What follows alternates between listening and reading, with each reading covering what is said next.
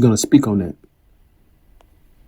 Chicago is one of the most segregated cities, and living here for the last 2 years has genuinely changed my life. After I graduated from Brown, I moved here on a whim, and I decided I would work as a substitute teacher and a private tutor just to sort of figure things out. My typical day would look like me substitute teaching on the south and west sides, and then I would get in my car and I would drive to the north side and I would tutor. The problem is that on the schools on the south and west sides, they were very underfunded, under-resourced, and a lot of kids, because of this, would get into fights. They didn't know where their next meal was coming from. Really, really intelligent kids who went to school there could not afford the fee to apply to colleges, and so a lot of them didn't even try to apply to college. And then I would go to the north side, and I swear to God, I would tutor in penthouses, luxury apartments. I was tutoring the children of some of the most wealthy, high-power individuals in America. And as I sat at the top of the Ritz-Carlton Hotel in this penthouse, and I overlooked the city after just being in one of those schools around kids that didn't even have food, I realized just how little I knew about inequality and injustice in America, and how segregated the city is even now, how much the education system reinforces these socioeconomic and racial disparities. Let me tell you, that school to prison pipeline is very real.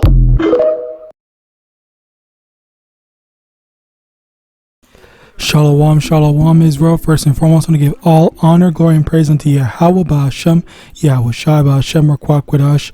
Double honors to the elders and apostles of Great Millstone, and shalom to the mighty Akim Wagwathim, who are diligently waiting to be delivered from this bond captivity. This is Brother Kawakab coming at you with another lesson. Today's lesson is going to be on this disparity of education and disparity of wealth, segregation in general. I saw this video, and I had done a lesson on this video before, and this is a very good. I think this is like my third time using or bringing this video up, especially because this video specifically basically goes all into how they intentionally and knowingly are trying to destroy us. All right, great video by her. Excellent research and all that stuff. I'm gonna link it in the description because I'm not gonna let the video play again because I already put it in the thing. It's already in the description, and I already played it for another lesson. So basically, the thing here is that first off, Hosea chapter 4 verse 6, my people are destroyed for lack of knowledge, because thou hast rejected knowledge, I will also reject thee, that thou shalt be no priest to me, seeing thou hast forgotten the law of thy power, I will also forget thy children. Now our people are destroyed by a lack of knowledge, carnal knowledge and spiritual knowledge. They only are, let me actually get that. Alright, the only knowledge that they have, Slakia. Bear with me one moment. It is Jeremiah chapter 4 verse 22. For my people is foolish, they have not known me, they are soulless children, they have none understanding, they are wise to do evil, but to do good they have no knowledge. Okay, so right here, this is exactly how Jake is, where Jake knows all the drugs, all the ways to smoke a blunt, and all these different wickedness. All right, but they don't know how to, be righteous. They don't know how to serve Yahawadah. They don't know how to. Well, sometimes you have to. Let's be real now. Some of our people, they are very intelligent, like making inventions and stuff like that. Like a lot of that is genuine, like genius. All right, and even then, even in our captivity, we're still able to do some amazing things, because there was someone else that was there was one Jake that was trying to make a whole gas station or whatever off of I think it was plastic waste and stuff like that. And again, like I think he's going through some roadblocks and stuff like that, but I think it's more so made by Esau. But anyway, aside from that, I kind of want to get this because this is I don't remember where in the video she said it, but I kind of want to let this play because this is, I'm telling you, like, Slocky, but this is a very good video. The U.S. finally banned residential paint, but that'll be all right. In 1992, I think we're safe. Honestly, I think we're good. Ethyl lead, which this and are trying to cut costs and shit. Perfect for them. But we also put it in gasoline too, but we made a new name for it though, so it sounds a little bit better. They called it tetraethyl lead, which this ended up making cars run better. You didn't have the knocking from engines, and it allowed manufacturers like GM to make their high-performance cars. So win-win, you know what I'm saying? But yeah, even though all the factory workers in the GM plants and the DuPont plants and stuff like that started hallucinating and seeing bugs, like they literally called it the house of butterflies, because people were seeing bugs and swatting up. But yeah, even though all of this shit was actively happening, they were like, I think we're safe. Honestly, I think we're good. But they also put lead in all the pipes and stuff. So all your water's coming to your house, whatever, it's going through lead because lead was cheaper. It was easier to bend, just, it's better, But like, here's the thing. If we knew lead was bad, like we wouldn't have known this and still pushed it, right? Right again. Ready for this little timeline? In 1904, Australian doctors warned that lead paint killed children. France and Australia said, oh God, terrifying, ban it. The US said, it'll be all right. In 1992, the League of Nations recommended a global ban on lead paint. They said, this shit's bad.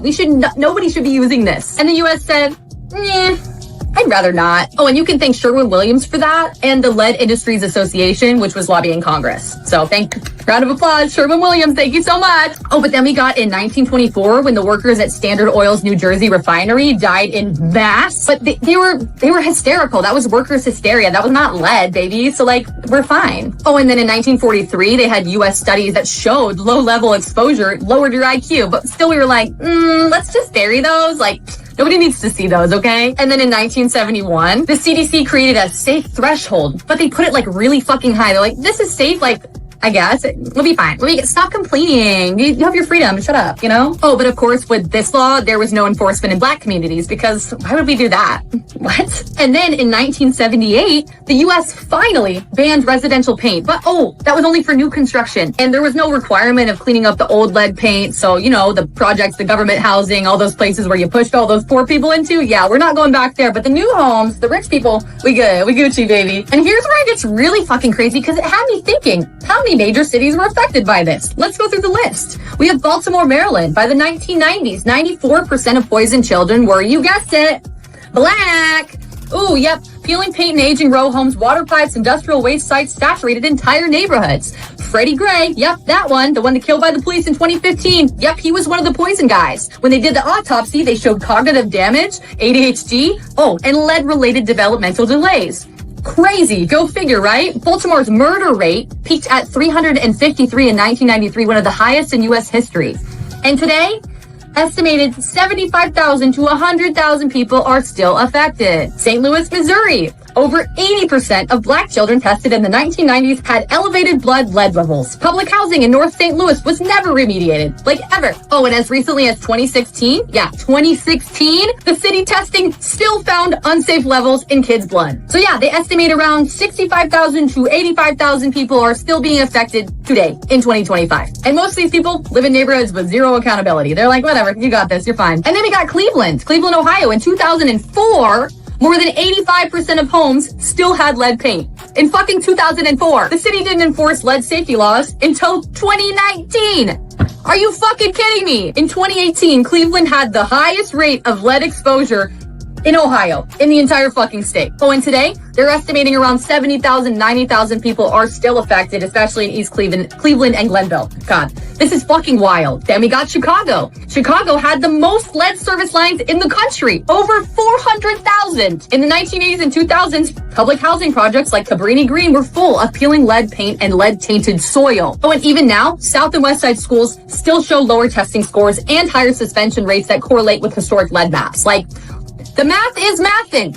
Just do the fucking equation. And they estimate that today, around 200,000 to 250,000 people are still affected. Then we got Philadelphia. In 2000, 40% of children in some zip codes still tested positive for lead. Oh, but the enforcement laws exist there. They're just, not funded or followed or anything like that. Like red tape, whatever. And in 2020, so 5 years ago, over 80% of rental units are still fucking failing the lead safety checks. And of course, they're in low-income neighborhoods. Go figure. So they estimate that around 90,000 to 120,000 people in the Philadelphia area are still being affected today. Then we got New York City.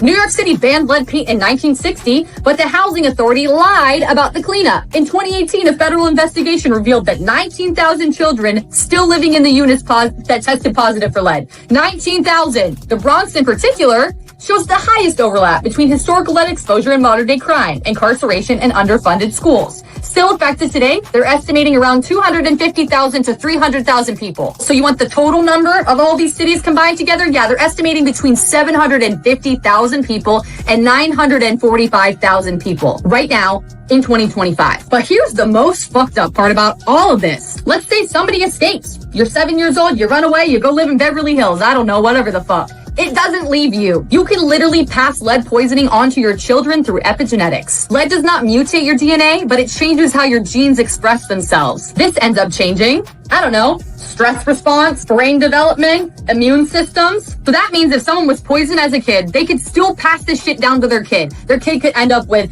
lead in their bones. It could, during pregnancy, the lead is released back into the bloodstream and passed directly to the fetus. Your child can be born with higher risks of anxiety, attention problems, learning disabilities, executive dysfunction. So even if you're in a nice neighborhood and you were lead poisoned as a kid, you're still fucked. So what happens when you poison millions of children and just send them off into the world and criminalize their behavior afterwards? You get over-policed communities, mass incarceration, general poverty, schools that fail, and entire families marked as failure before they even had a fucking chance. This is not culture or bad parenting. This is not a moral failing. This is fucking chemical warfare. And this shit has been hidden in plain sight. Engineered by corporations, approved by the government. Okay, Slakia, I wasn't planning on letting the thing play that much, but she was cooking. I'm not gonna lie. She did that shit. Okay, so that was an excellent video. I actually, like, this is one of my favorite videos to see. I'm gonna put it in the description so you can check it out and see what I paused, but I didn't see because I didn't show the entirety of the thing. Great video. I will let you can check it more, but going back into things, this is literally what is going on. They consciously intended to destroy us, and they consciously are still destroying us. They have quote unquote laws in place, but they're intentionally not enforcing them so that we are put into a bad situation. That's crazy how the cognitive functions yet are cognitive. A lot of Jake's cognitive functions are impaired, yet the stereotype is, oh, black people are just more violent, black people are just more this, black people are just more that. Well, now we know what the cause is. Now we know it's because of their intentional chemical warfare that's used to destroy us, and apparently again it's also used to lower our IQs and basically all the stuff that she was saying. Okay, if you actually go into a lot of the stuff, that is genuinely like there's no other way to say blatant sabotage. All right, Psalm chapter 73 verse 3, for I was envious at the foolish when I saw the prosperity of the wicked. The wicked are prospering right now in this evil ass, wicked ass kingdom. So we can't be, you might think, oh yeah, I'm jealous of this, I want to get this, I want to get that, whatever. Well, you don't want to, because let me actually get this over here in Sirach chapter 9 verse 11, and be not the glory of a sinner, for thou knowest not what shall be his end. And it's not just a sinner, just the wicked in general, because you don't know how the wicked are going to be dealt with by YAHAWAH. The Lord is as a matter of fact, let's get that instead of just paraphrasing. Let's just get the actual scripture. It's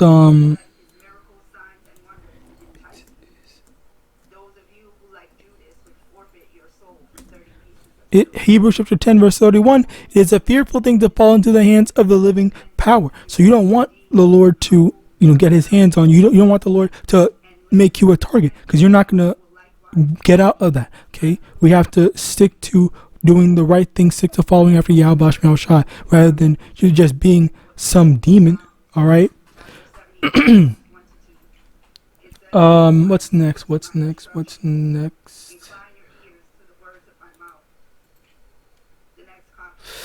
Slakia.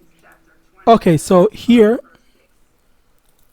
Mark chapter 8 verse 35, for whosoever will save his life shall lose it, but whosoever shall lose his life for my sake and the gospel's, the same shall save it. And that's the thing where going back to this video, we can't be envious of the wicked, and we are able to see, okay, yeah, Esau is making things easier and better for him and his people.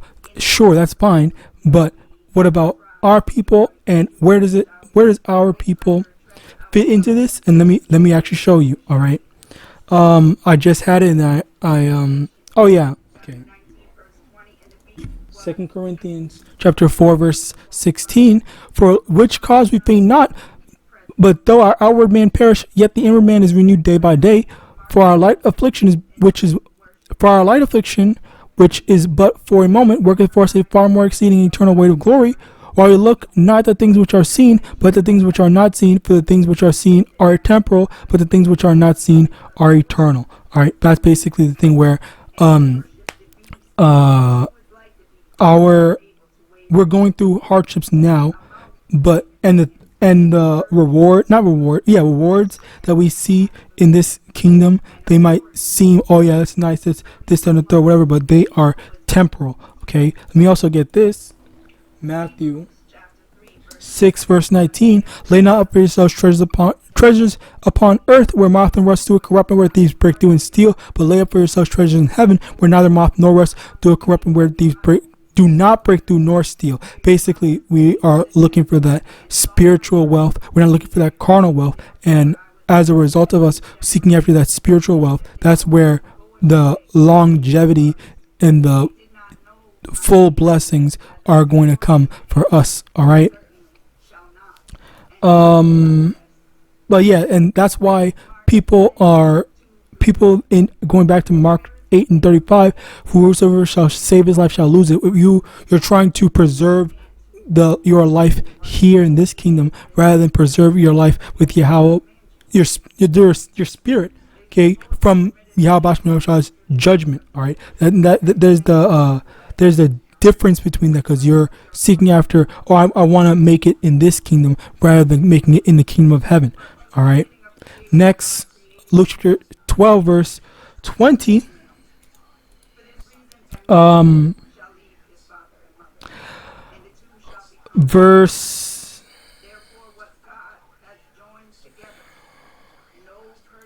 Let's start verse 19. And I will say to my soul, thou hast much good laid up for many years. Take thine ease, eat, drink, and be merry. But Yahweh said unto him, thou fool, this night thy soul shall be required of thee.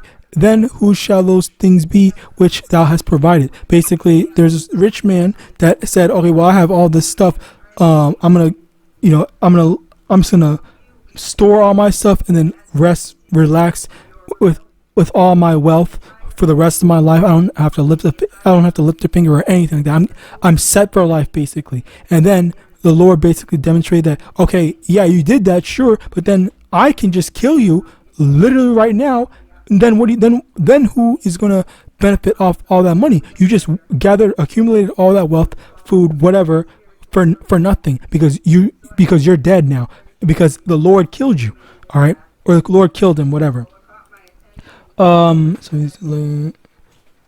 verse 21, so is he that layeth up treasure for himself and is not rich toward Yahweh. Basically, again, you're seeking after riches, carnal riches rather than spiritual riches, which ends up in your destruction. So with that, I pray this testimony is edifying. I want to give all honor, glory, and praise unto YAHAWAH, Hashem, Yahawashi, Hashem, Rakwakwadah. Double honors to the elders and apostles, great millstone, Abad, and Shalom.